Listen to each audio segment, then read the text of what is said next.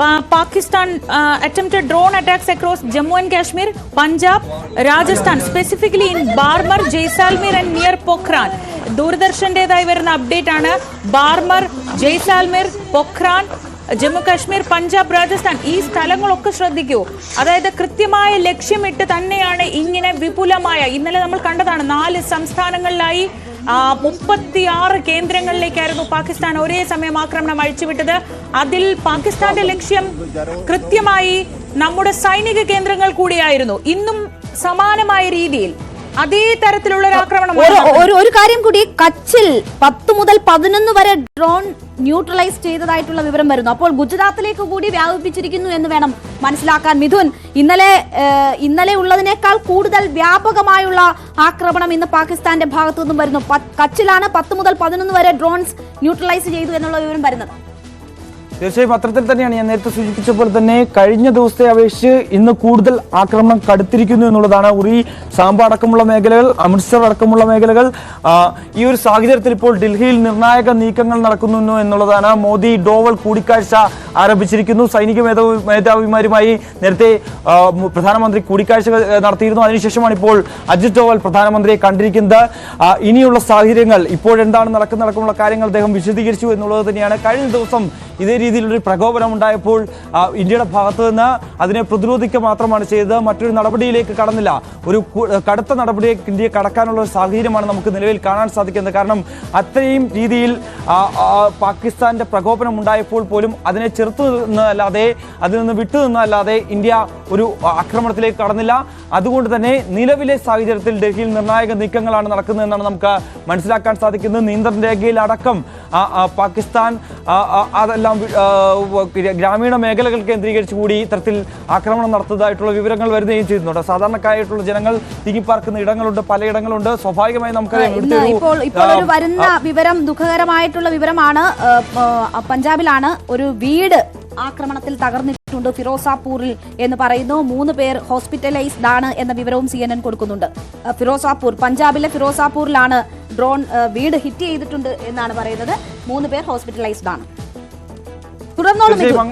തീർച്ചയായും അങ്ങനെയുള്ളൊരു വാർത്തകൾ കൂടി ഇപ്പോൾ പുറത്തു വരുന്നുണ്ട്. അതായത് അവന്തിപ്പൂരിലാണ് ആദ്യം ഇത്തരത്തിലുള്ള ഡ്രോൺ വന്നത്. അത് ഹിറ്റ് ചെയ്തിടാൻ നമുക്ക് സാധിച്ചു. പക്ഷേ ഫിറോസ്പൂരിൽ അത് ഹിറ്റ് ചെയ്യാനുള്ള ശ്രമത്തിനിടയിൽ ഡ്രോൺ വന്ന് പതിച്ചൊരു വീടിന് മുകളിലേക്കാണ്.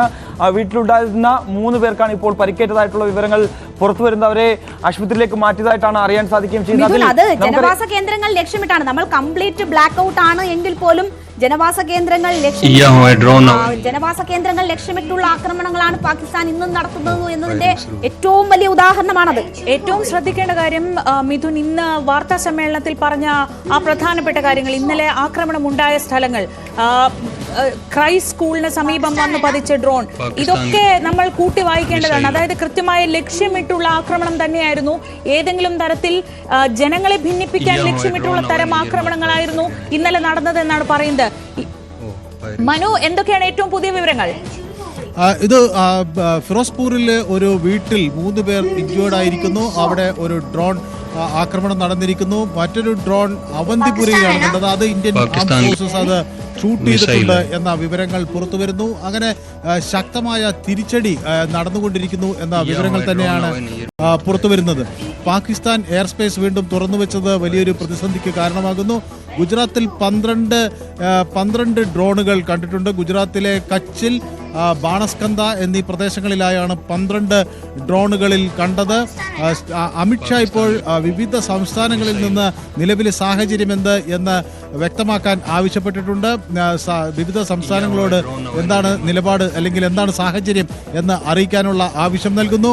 പാകിസ്ഥാൻ ഉറി, പൂഞ്ച്, കുപ്വാര മേഖലകളിലുള്ള ആക്രമണം കടുപ്പിച്ചു എന്ന വിവരങ്ങൾ പുറത്തുവരുന്നു.